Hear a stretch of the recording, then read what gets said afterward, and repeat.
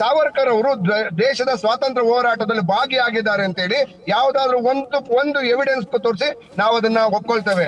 ವೀರ ಸಾವರ್ಕರ್ ಅಂತ ಏನ್ ಹೇಳ್ತಾ ಇದ್ದಾರೆ ಇವರು 1942ರ ಕ್ವಿಟ್ ಇಂಡಿಯಾ ಮೂವ್ಮೆಂಟ್ ನಲ್ಲಿ ಬ್ರಿಟಿಷರ ಜೊತೆಯಲ್ಲಿ ಕೈ ಜೋಡಿಸಿ ಏನು ಕಾಂಗ್ರೆಸ್ನವ್ರು ಇವತ್ತು ಹೇಳ್ತಾರಲ್ಲ ಸಾವರ್ಕರ್ ಸ್ವತಂತ್ರ ಹೋರಾಟಗಾರ ಅಲ್ಲ ಅಂತ ಹೇಳಿ, ನಾಚಿಕೆ ಆಗ್ಬೇಕು ಇವ್ರಿಗೆ.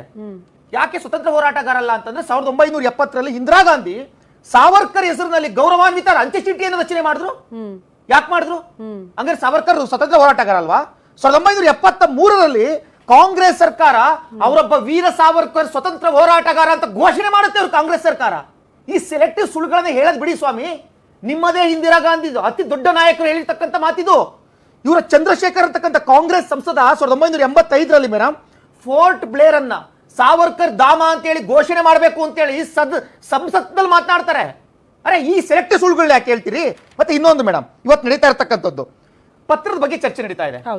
ನೆಹರು ಅವರು ಬಂಧನ ಆಗುತ್ತೆ ಮೇಡಮ್. 1923ರಲ್ಲಿ ನಾಭಾ ಸಂಸ್ಥಾನಕ್ಕೆ ಪ್ರವೇಶ ಪಡೆದ್ರು ಅಂತ ಬಂಧನ ಆಗುತ್ತೆ. ಅರೆ ನಿಮ್ಮ ನೆಹರೂರವರು ಬರೀ 15 ದಿವಸ ಜೈಲಿನಲ್ಲಿ ಇರ್ಲಿಕ್ಕಾಗಲ್ಲ.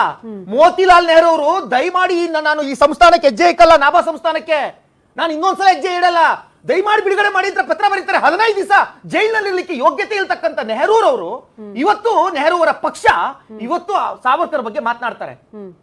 ಅವತ್ತು ಬರೀ 15 ದಿವಸ ಜೈಲಲ್ಲಿ ಇರ್ಲಿಕ್ಕಾಗಲ್ಲ.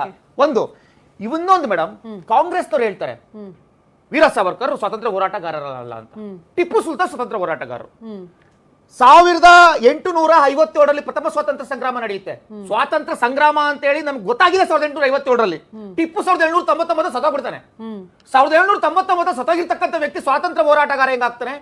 ಆತನ ಹೆಸರು ಜಯಂತಿ ಏನ್ ಕೇಳ್ತೀರಾ, ವಿಜೃಂಭಣೆ ಏನ್ ಕೇಳ್ತೀರಾ, ಆತನ ಹೆಸರಲ್ಲಿ ನಡೀತಕ್ಕಂಥ ಕಾರ್ಯಕ್ರಮಗಳು ಏನ್ ಕೇಳ್ತೀರಿ?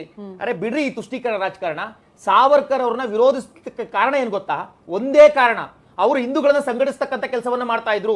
ಹಿಂದೂ ಮಹಾಸಭಾವನ್ನ ಸ್ಥಾಪನೆ ಮಾಡಿದ್ರು. ಹಿಂದೂಗಳ ಪರವಾಗಿ ಅಸ್ಪೃಶ್ಯತೆಯ ವಿರುದ್ಧವಾಗಿ ನಿಂತ್ಕೊಂಡ್ರು.